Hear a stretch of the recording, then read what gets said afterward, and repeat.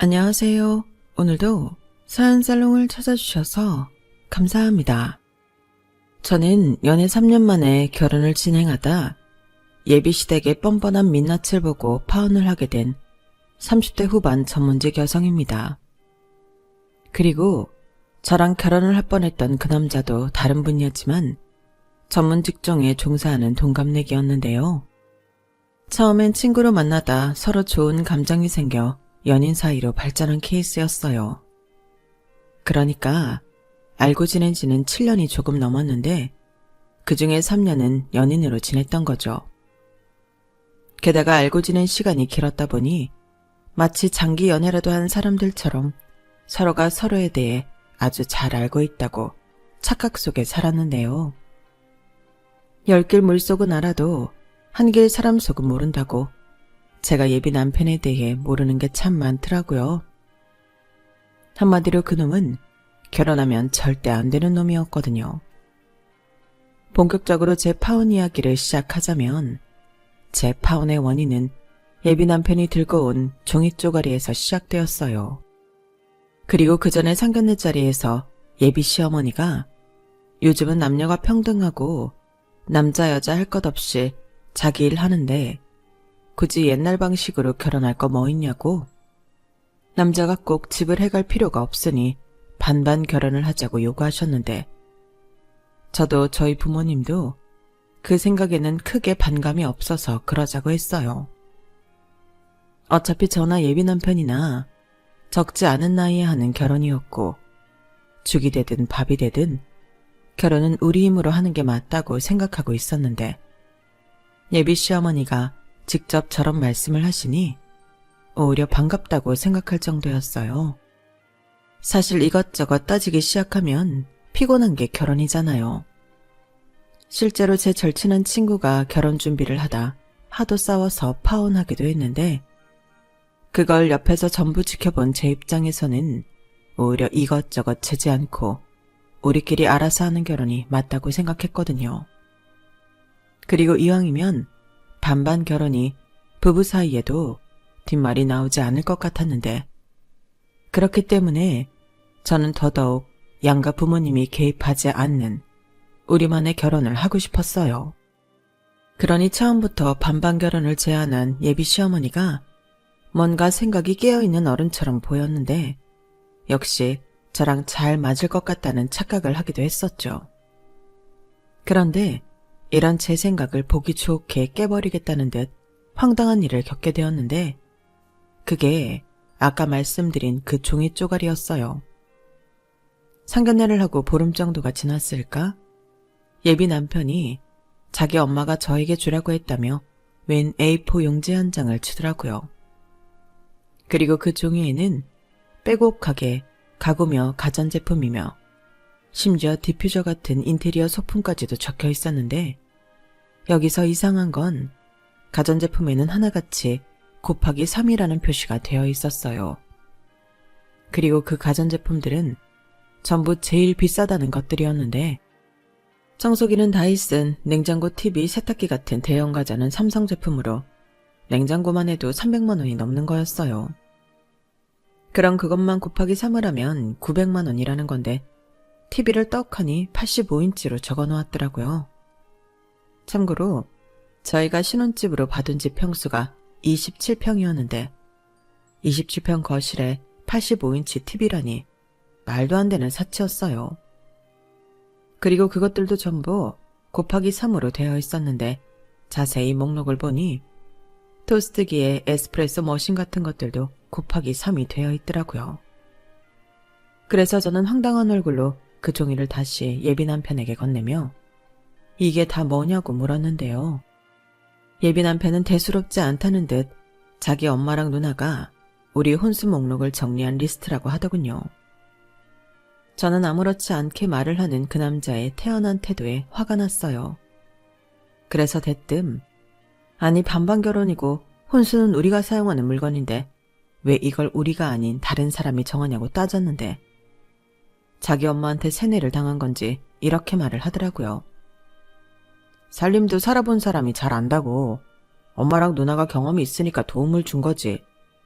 이거 알아본다고 엄마랑 누나 엄청 바빴어. 아니, 누가 해달라고 했어? 그리고 여기 곱하기 3은 뭐야? 이걸 왜 3개씩이나 사? 한두 푼도 아닌데. 아, 그거? 우리 엄마랑 누나네 가전제품이 연식이 오래돼서 우리 살 때 같이 사라고 표시해둔 거래. 이렇게 같이 사야 할인도 많이 받고 좋다고 하더라. 나는 잘 몰라. 아무리 몰라도 그렇지. 이런 걸 아무렇지 않게 가져오면 어떡해? 그리고 우리 반반 결혼하는 거 아니었어? 자기는 이렇게 크고 비싼 물건들이 우리 신혼집에 어울린다고 생각해? 여기 곱하기 3도 그래. 그럼 이 돈은 누가 내는 건데? 자기가 내는 거야? 아니면 할인만 받고 어머님이랑 형님이 내시는 거야? 뭘 또 그렇게 정색을 하고 따지냐. 나는 그냥 이거 갖다 주라고 해서 가져온 것뿐이야. 궁금하면 자기가 우리 엄마한테 전화해서 물어봐. 나는 그냥 심부름한 것뿐이라니까. 저는 그때부터 살짝 싸했어요. 예비 남편이 자꾸 우리 엄마, 우리 누나 하는 것도 거슬렸고 굳이 이런 수고까지 하며 혼수 목록을 리스트업을 한 예비 시어머니의 의중도 어느 정도는 짐작이 돼서 더 짜증났는데 그래도 상견례 때 당신이 하신 말씀이 있으니 이건 확인해 봐야겠다고 생각했죠. 혹여 제가 짐작하는 대로 이 혼수 목록을 저더러 장만하라는 거라면 그때는 싸우든 제가 할 것들만 정리하고 나머지는 예비 남편한테 네가 하라고 시키든 할 생각이었어요. 그리고 예비 시어머니는 마치 제가 연락을 할 줄 알았다는 듯이 이 종이가 뭐냐고 묻는 저의 질문에 대수롭지 않게 말씀하셨는데요. 그 종이 내가 생각을 좀 해봤는데 아무리 반반 결혼이라고 해도 예단은 받는 게 맞는 것 같아서 마침 우리 집 가전제품들이 오래돼서 바꿔야 하기도 하고 그래서 겸사겸사 우리 딸이랑 돌아다니면서 시장조사를 좀 해봤지. 너희 둘 다 일하라 결혼 준비하랴 바쁘잖아. 내가 니들 수고 덜어준 거야. 아니 마음은 감사한데요. 갑자기 예단이라뇨.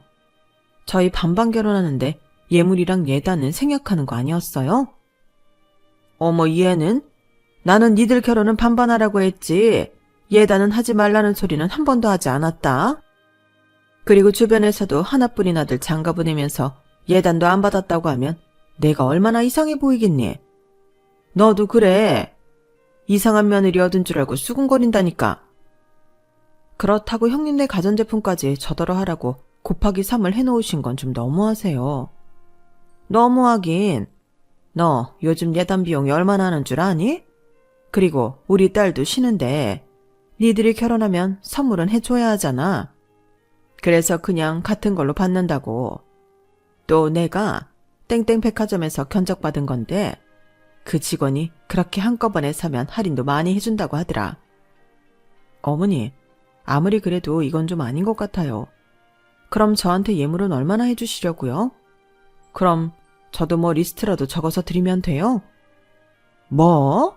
너 지금 싸우자는 거니? 아무리 결혼식 전이라고 해도 나 네 시어머니 될 사람이야. 어른이라고.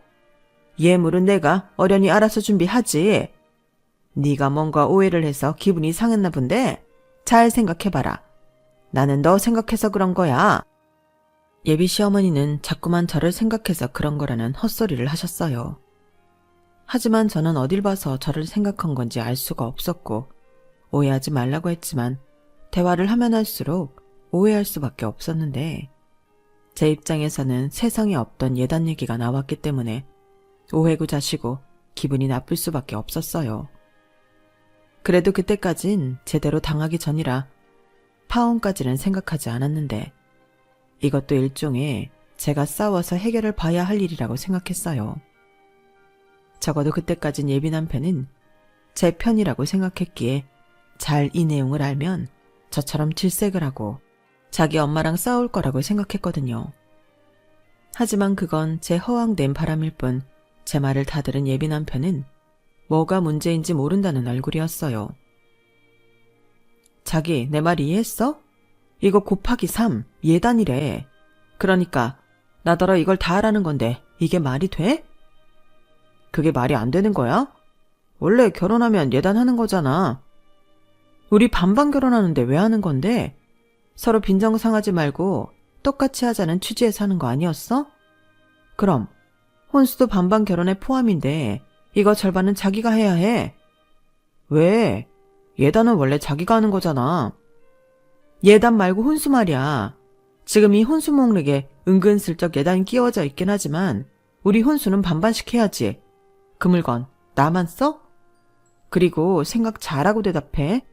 내가 예단을 하면 자기는 나한테 예물을 해줘야 한다고. 나한테 이 정도로 뜯어가면 나는 뭐 가만히 있겠니? 아니 왜 말을 또 그렇게 해. 뜯어가긴 뭘 뜯어가. 알았어. 나도 어느 정도는 과하다는 거 인정해. 이건 내가 우리 엄마랑 누나한테 얘기해서 조정할 테니까 그만 좀 해라. 요즘 같아서는 내가 무서워서 결혼하는 게 맞나 싶어. 그러게 왜 나를 무서운 사람을 만들어. 애당초 자기가 중간에서 잘했으면 이런 일이 없잖아. 말했잖아. 나는 잘 몰라서 심부름만 한 거라니까. 뭘 알아야 중간 역할을 하지. 그리고 이제 알았으니까 내가 가서 말을 한다고 하잖아. 사람 좀 그만 잡아라. 저는 예비 남편의 짜증스러운 태도에 저 역시 짜증이 났어요. 저는 이 인간이 이 정도로 멍청한지 몰랐거든요. 그도 그럴 게 저는 예비 남편이 똑똑하고 스마트한 사람이라 좋아했는데요. 사귀게 된 계기도 그거였어요. 제가 원래 좋아하는 남자 이상형이 자기 일을 하는 지적인 남자였거든요. 그리고 연애하면서 그 점이 가장 마음에 들어 결혼까지 결심한 건데 결혼을 준비하는 동안 이 남자는 세상 천지 이런 바보 멍청이가 없었어요. 그리고 모른다고 하면 만사 형통이라고 생각하는 건지 저는 저런 무책임한 태도에도 화가 났는데 일단 서로 얘기가 된 부분이 있으니 기다려볼 생각이었죠. 하지만 며칠이 지나도 돌아오는 대답은 없었고 예비시댁에서는 그냥 그대로 진행하길 바라는 것 같았어요. 아니, 말을 하긴 한 건지 어쩐지 예비 남편은 저를 피하는 것 같았는데 아무리 생각해도 예단이랍시고 그 가전제품을 전부 사주는 건 영 마음에 들지 않았죠. 그래서 너도 한번 당해봐라 하는 마음으로 저도 버텨볼 생각이었는데 약간의 호기심으로 그 리스트에 적힌 물건들을 조회해서 값을 계산해봤더니 1억 가까운 견적이 나오더라고요. 사실 리스트만 봐도 그 정도 금액은 나올 것 같아 놀랍지도 않았는데 그래도 정확한 금액을 보니 화가 나는 건 어쩔 수 없었어요. 저희가 계약하기로 한 그 아파트 보증금이 다 해서 2억 2,500이었거든요. 그런데 혼수가 1억이라니 아무리 좋게 생각해보려 해도 말이 안 되는 거였어요.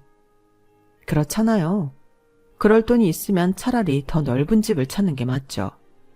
아니, 3억이면 집을 살 수도 있는데 그럴 돈을 이렇게 쓴다는 건 돈을 그냥 쓰레기통에 버리는 것과 다르지 않다고 생각했어요.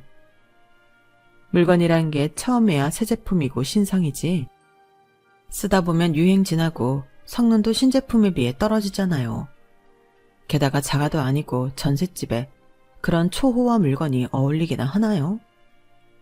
하지만 또 리스트대로 해가지 않으면 나중에 뒷말이 나올 것이 뻔해 보였는데 사고방식이 깨어있는 분인 줄 알고 좋아했다가 제대로 뒤통수를 맞은 기분이었어요. 그래서 저희 엄마에게 리스트를 보여주며 이럴 때는 어떻게 하면 좋을지 상의를 하게 되었는데 저희 엄마도 생각지도 못한 혼수와 예단 요구라며 깜짝 놀라시더라고요. 아니 뭐 TV나 냉장고 같은 거 하나씩은 해달라고 할 수 있는데 이건 거의 가전제품을 싹 다 바꿔달라는 거 아니니? 그것도 자기 집만 아니고 딸 집까지? 어머나 세상에 무슨 욕심이 이렇게 많아. 상견례 때는 그렇게 안 봤는데 라고 말씀하셨는데 제 기분을 의식하시는 건지 저에게 뭐라고 딸을 말을 하진 않으셨어요. 아마 저희 엄마 입장에서는 이걸 다 하라고 할 수도 하지 말라고 할 수도 없었겠죠. 하지만 여기서 확실한 건 어느 누구한테 얘기를 해도 시어머니가 준 혼수 리스트는 어이없는 요구라는 거였는데요.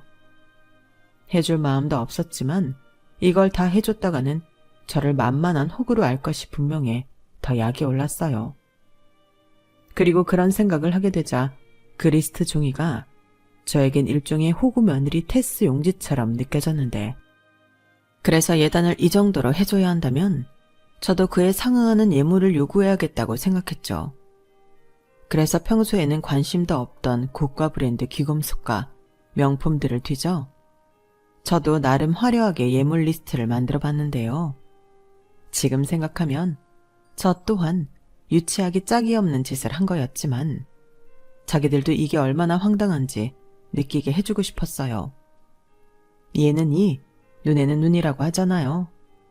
그리하여 그 집의 심부름꾼인 예비 남편한테 나도 예물 리스트를 적어봤다며 자기 엄마 갖다 드리라고 했는데, 그 리스트를 본 예비 남편이 저한테 이게 다 뭐냐고, 꼭 이렇게 해야 하냐고 따지기 시작하더군요.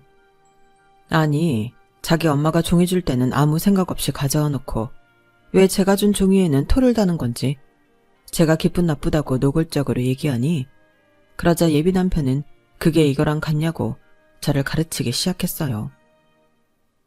온수는 우리가 사용하는 거지만 예물은 아니잖아. 이거 봐. 평소에는 명품 관심도 없으면서 샤넬 가방도 있네. 샤넬 가방을 뭐 나랑 같이 들 거야? 이렇게 황당하다는 듯 열변을 토했는데, 그런 예비 남편의 태도를 보니 내로남불이 따로 없다는 생각이 들더군요. 자기도 황당하니? 나도 마찬가지야. 이게 처음부터 자기가 혼수 리스트를 가지고 온 게 문제였다고. 우리 반반 결혼하는 거잖아. 그럼 우리가 알아서 혼수용품 마련하면 되는데 왜 이딴 종이를 받아와서 이런 사단을 만들어? 예단 얘기도 그래. 자기가 중간에서 잘랐어야지. 왜 나한테까지 넘어오게 하냐고. 그럼 내가 거기에 대고 자기 엄마한테 뭐라고 해? 시집도 가기 전에 싸움이라도 하라는 거야? 뭐? 자기 엄마? 너 아무리 화가 나도 말이 좀 그렇다. 그래, 내가 몰라서 중간에서 실수했다 치자. 그래도 어떻게 똑같이 이래? 그래야 알지. 잔말 말고 그 예물 리스트 자기 집에 가지고 가서 보여드려. 그래야 나도 다음 딜을 하지. 다음 딜? 또 무슨 딜? 뭐긴, 우리 예정대로 예물 예단 없이 우리가 알아서 결혼 준비하는 거야. 나는 자가도 아니고 전셋집에 그 비싸고 큰 제품들로 집을 꽉 채울 마음이 없거든? 그럴 돈 있으면 최대한 아껴서 집을 사야지. 안 그래? 그야, 그렇긴 하지. 이왕이면. 그러니까 그거 가지고 나서 제대로 말하라고. 기회는 이번이 마지막이야. 이번에도 나 실망시키면 그땐 끝이라고. 알겠어? 예비 남편은 그 이후 제 말에 입도 뻥긋하지 못했어요. 하긴 제가 좀 그때는 많이 감정에 격해서 말을 무섭게 하긴 했는데, 자기도 생각이라는 게 있으니 제 말이 틀린 게 하나도 없다는 건 알 거라고 생각했죠. 게다가 계속 이렇게 하면 끝이라고 어깃장도 났으니 더욱 저한테 뭐라고 하지 못했던 것 같은데, 그때부터는 예비 시어머니와 저의 본격적인 신경전이 시작되었어요. 아마도 예비 시어머니는 초장에 제 길을 꺾어놓고 싶었던 모양이더라고요. 상견례 때는 남녀가 평등하다고 하시더니 고부 사이는 상하관계가 그렇게 따지시는 건지, 서로 잘 보여야 하는 그 시간에 감사하게도 예비 시어머니는 점점 당신의 밑바닥을 저에게 보여주셨어요. 결국 그런 당신의 행동 때문에 저라는 복덩이 며느리를 놓치게 되었는데, 여기서 한 가지 제가 예비 남편과 예비 시댁에 알리지 않은 사실이 하나 있었거든요. 저는 어릴 때부터 참 돈을 잘 굴리고 모으는 데 소질이 있었어요. 희한하게 이렇게 하면 돈이 되겠다, 이렇게 하면 목돈을 모으겠다 하는 계산이 빨리빨리 되었는데, 그렇다 보니 20대 첫 직장을 다니고부터는 꾸준히 돈에 관련된 공부를 하게 되었어요. 그리고 처음엔 소액으로 소액 투자를 해서 돈을 잃고 벌기도 하며 경험을 쌓았는데, 그렇게 시간이 지나고 노하우가 생기니 과감한 투자도 하며 제법 돈을 벌 수 있었죠. 그 때문에 연인이었던 예비 남편한테도 노출하지 않은 재산이 2억 가까이 있었는데요. 물론 처음부터 숨길 생각은 없었지만 주변에서 하도 돈에 대해서는 모든 걸 오픈할 필요는 없다고 조언을 해줘서 상대였던 예비 남편이 어느 정도를 준비했냐에 따라 결정하려고 했는데 일단 1년 정도는 오픈할 생각이 없었어요. 그 후에는 조금씩 투자 수익이라며 오픈할 생각이었는데 걱정하지 않았던 돈 문제가 결혼 전부터 발목을 잡으니 저는 제 결혼을 위해서라도 이 사람들의 댐데미를 알아봐야겠다고 생각했죠. 그래서 그 첫 번째가 원하는 예단을 해주는 대신 예물을 어떻게 해줄 건지 그걸 알아보는 거였는데요. 분명 자기 아들에게 예물 리스트를 받았을 때 예비 시어머니는 며칠이 지나도 연락이 없었어요. 제가 예비 남편에게 몇 번이고 리스트 종이 드린 거 맞냐? 왜 아무 말도 없으신 거냐? 재차 확인도 했는데 예비 남편은 모른다고 짜증을 내더라고요. 그래서 왜 짜증을 내냐고 저도 똑같이 화를 냈고 그때 그 남자는 저 때문에 지금 자기 집 분위기가 엉망이 되었다고 했는데요. 그걸 왜 내 탓을 하냐고 따지니 그 남자 그러더군요. 나는 결혼이 이렇게 스트레스 받는 일인 줄 몰랐어. 그냥 남들 하는 것처럼 하면 되는 거 아니야? 왜 결혼도 하기 전에 우리 엄마랑 싸우려고 드는 건데? 나는 네가 그런 여자인 줄은 몰랐어. 이런 소리를 하는데 순간 저도 화가 나서 결혼이고 뭐고 엎어버리고 싶었어요.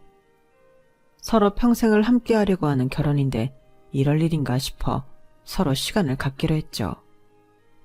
그러자 그 남자는 자기도 성질이 났는지 알겠다고 했고 그렇게 저희 결혼 준비는 올 스톱이 되었는데요. 제가 집에서 혼자 끙끙 앓고 있으니 그걸 보다 못한 저희 엄마와 여동생이 파혼 이야기를 먼저 꺼냈어요.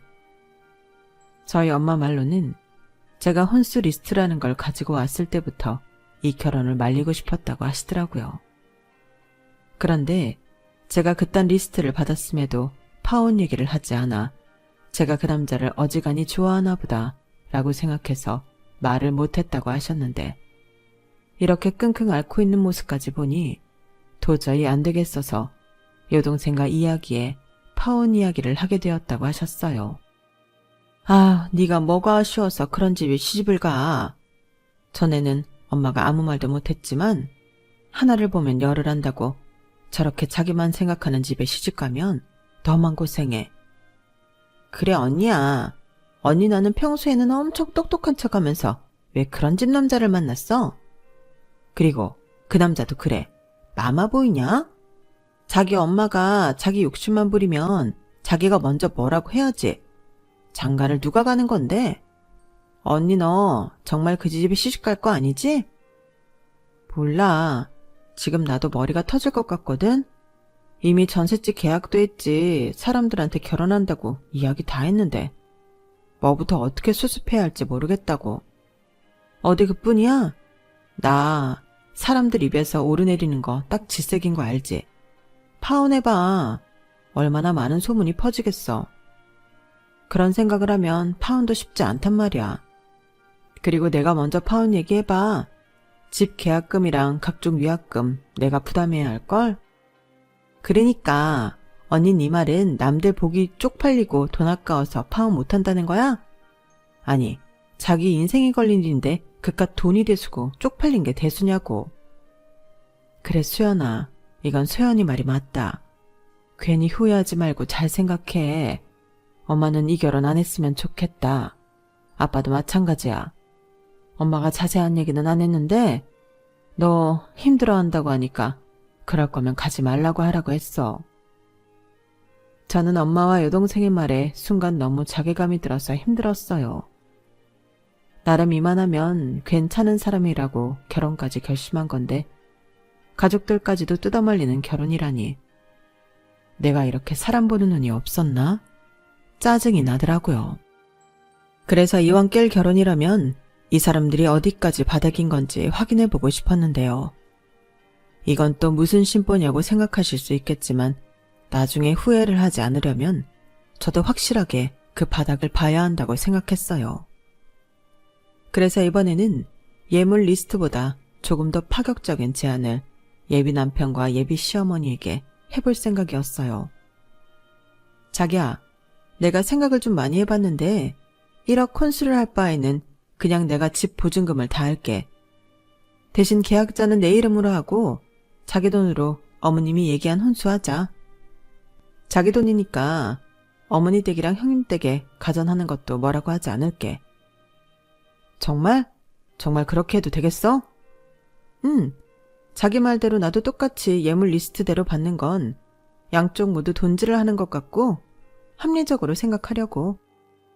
야, 우리 자기 쿨하다. 알았어. 그럼 나야 땡큐지.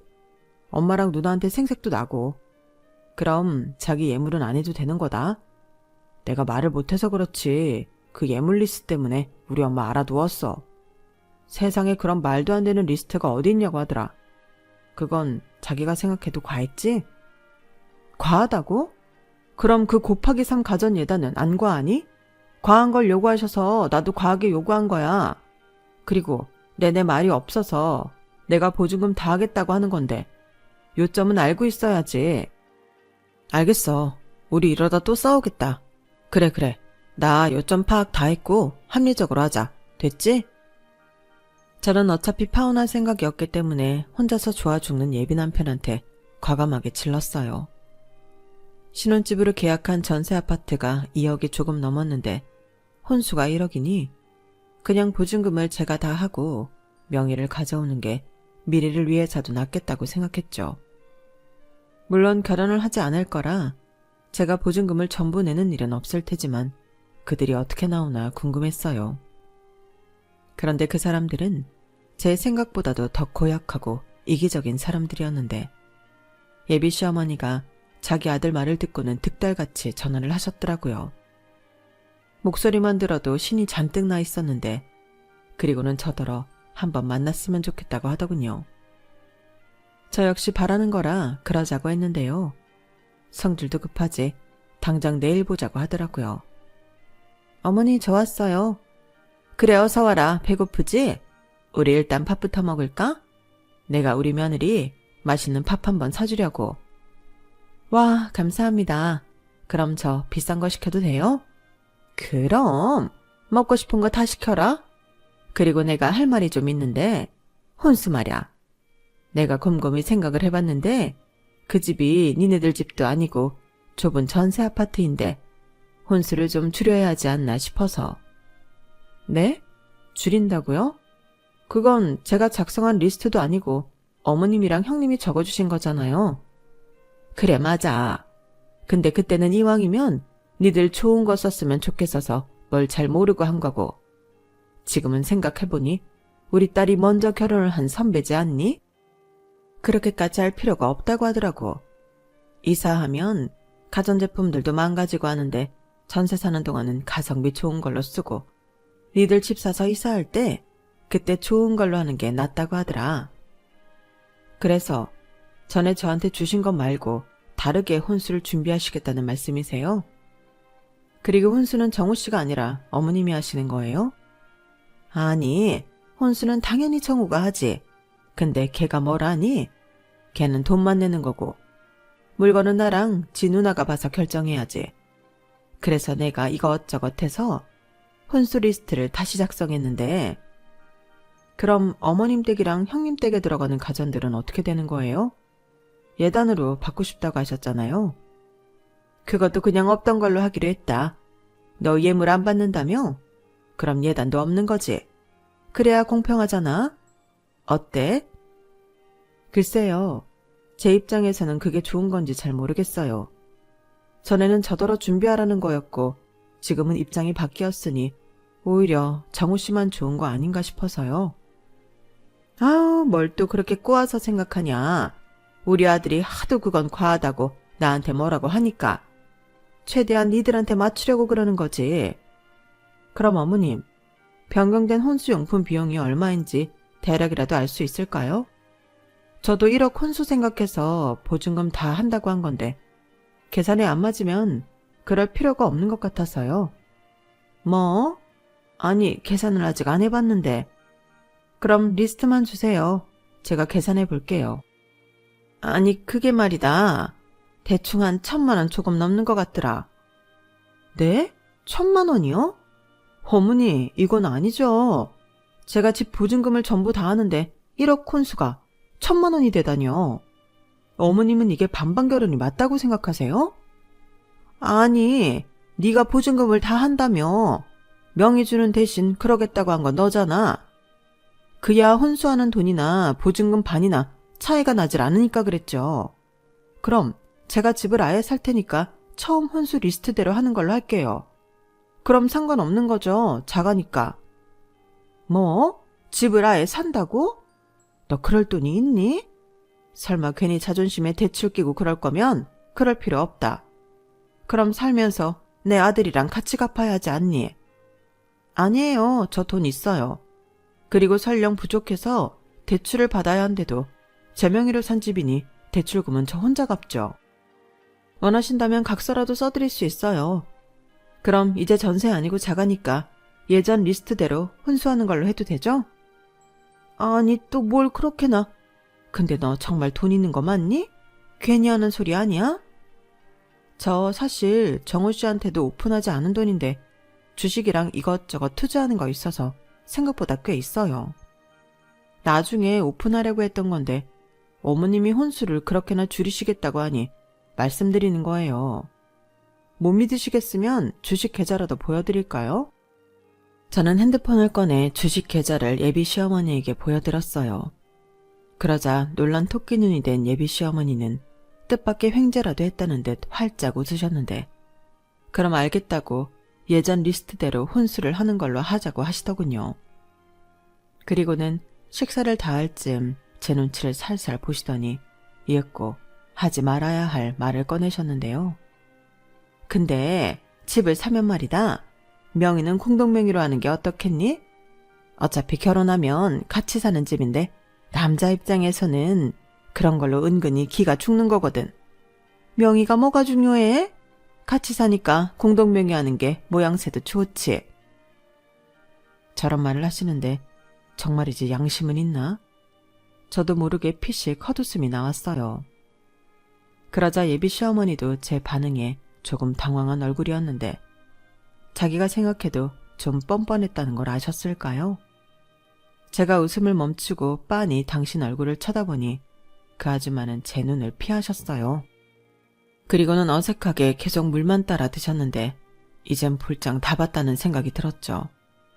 언감생심 제가 집을 해오겠다고 하니 그 집을 공동명의로 하라니 정말 그건 생각도 못한 거였는데 저 아줌마의 욕심은 어디까지일까? 저런 집에 시집갔다가는 큰일 나겠다 하는 생각이 들었어요.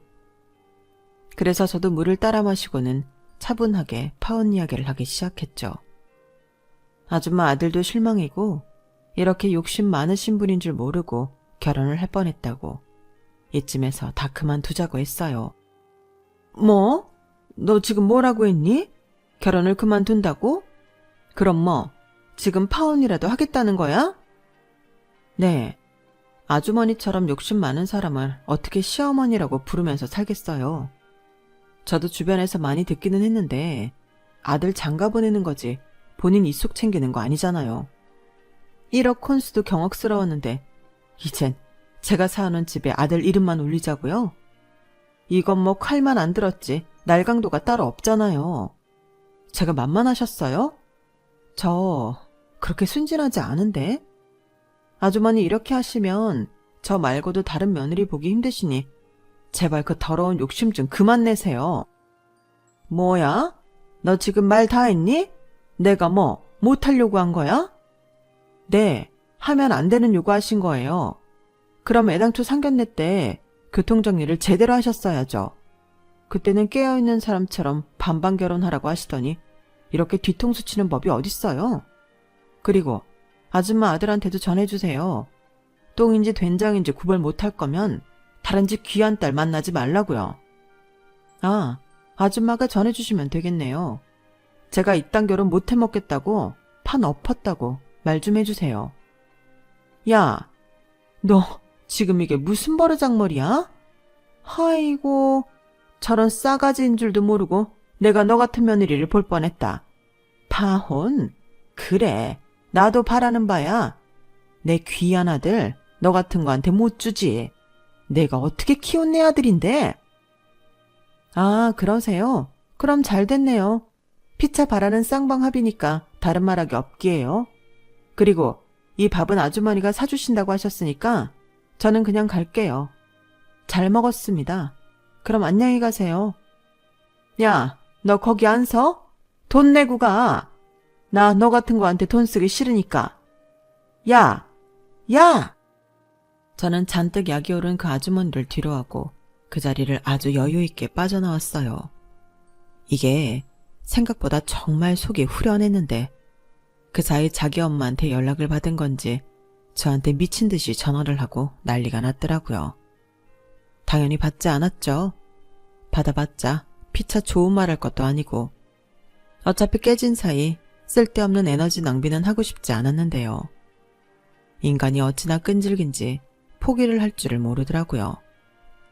그런데 마냥 피할 수도 없는 이유가 있었으니 계약한 전셋집이며 결혼식장, 신혼여행 모두 계약 취소를 해야 했는데 그 위약금 문제를 해결해야 했거든요.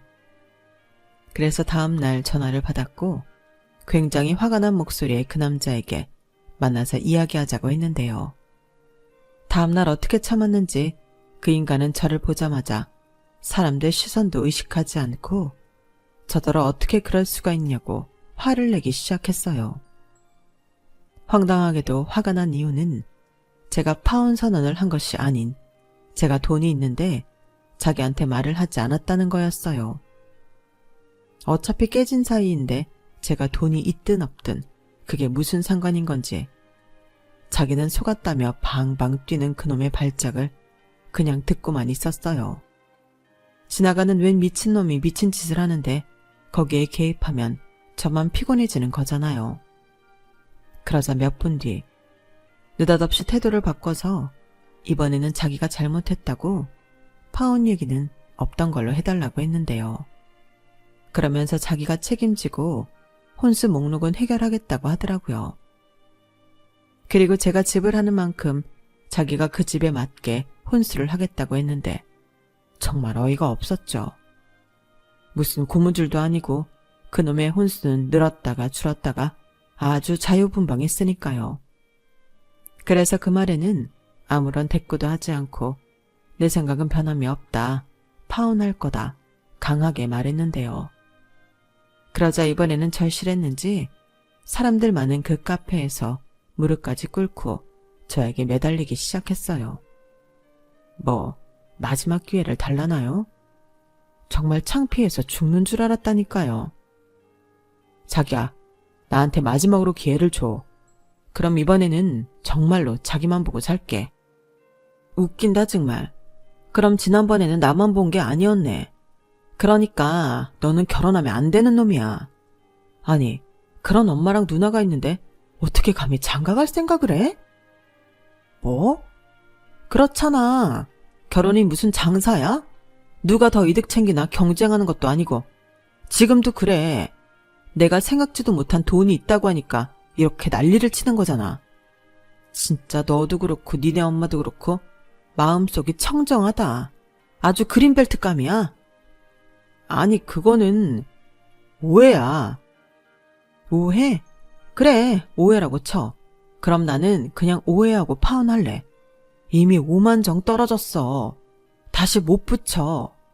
하물며 한 명도 아니고 둘. 아니지. 니네 누나까지 셋이잖아. 내가 거기서 어떻게 사니? 그리고 네가 이렇게 다시 나한테 매달리는 이유? 내가 몰라? 꿈 깨. 수연아, 아니야. 아니라고. 나는 할 말 다 했다. 그리고 모를 것 같아서 알려주는데 기회도 줬어.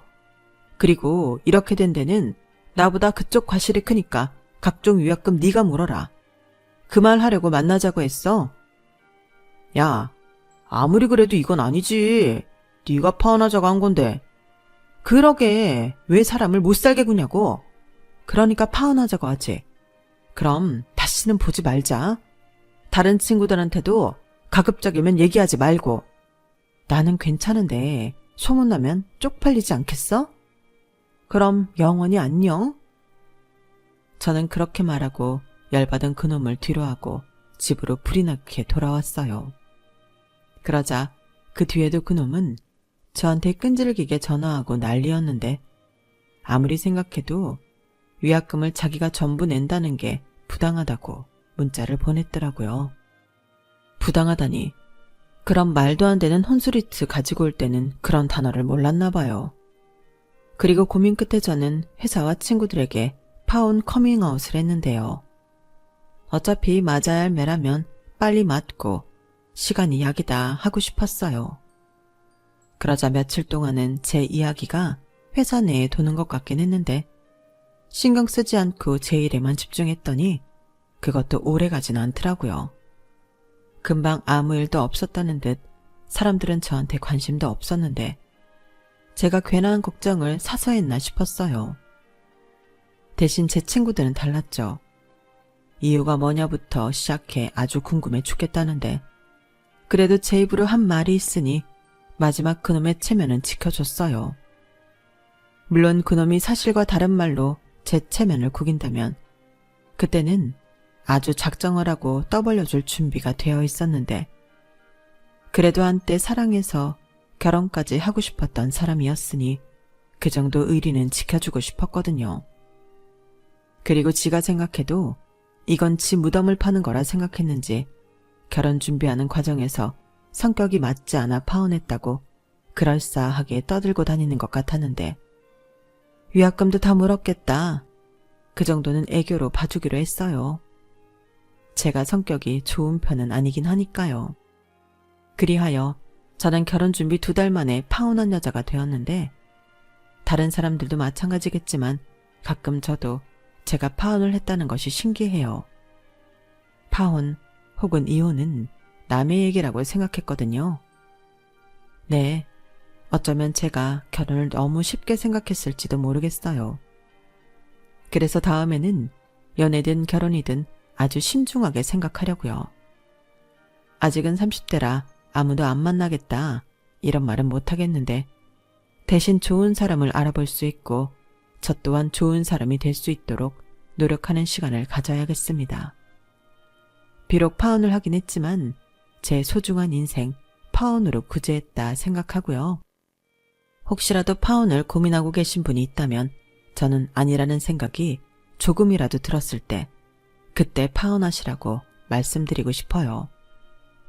정 때문에 혹은 손해볼까봐 망설이는 동안 가장 상처받고 스트레스 받는 건 본인이거든요. 제가 겪어보니까 그렇더라고요. 그러니 어떤 선택을 하시든 여러분들 본인을 우선시하는 게 좋을 것 같아요. 이 세상에 나보다 더 소중한 사람은 없잖아요. 내가 행복해야 나를 사랑해주는 사람들도 행복하다는 거 잊지 말기로 하고 제 사연은 여기까지입니다. 파혼 이야기가 꽤 길었네요. 지금 생각해도 그 남자뿐만 아니라 그 아줌마까지 참 별로인 인연인데 남은 제 인생에는 우연이라도 마주치는 일은 없었으면 좋겠습니다. 저도 다음에는 정말로 제 진짜 반쪽을 만날 수 있겠죠? 부디 그러길 바라며 지금까지 부족했던 책을 읽어주시고 들어주셔서 고맙습니다. 그럼 항상 몸과 마음 건강 잘 챙기시고 오늘 하루도 화이팅 하세요. 감사합니다. 여러분, 사연 댓글에 응원과 현명한 조언 부탁드려요. 좋아요와 구독은 저에게 큰 힘이 됩니다. 오늘도 좋은 일 가득하세요.